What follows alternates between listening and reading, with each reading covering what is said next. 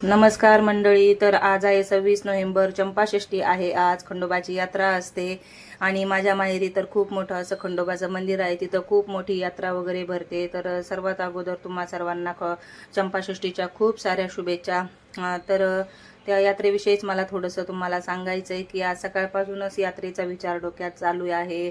म्हणजे आम्ही कशी यात्रेला जायचो, किती मजा करायचो वगैरे सगळं ते चालू होतं. खूप सारी अशी दुकानं येतात. आजच्या दिवशी तिथं फक्त देवाचा देवदेव केला जातो.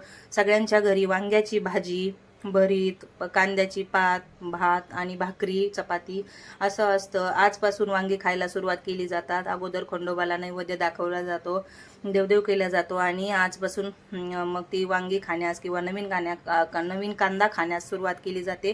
तर मीही तसंच करते.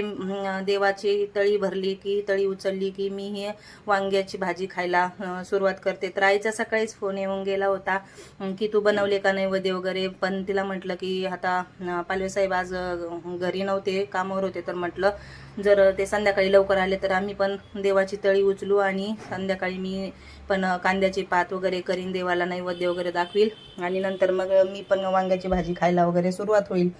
तर यात्रेबद्दल सांगायचं म्हटलं तर मुलांना घेऊन जायचं चाललं होतं यावेळेस. पण अदितीने काय केलंय, फेस्टमध्ये भाग घेतलाय.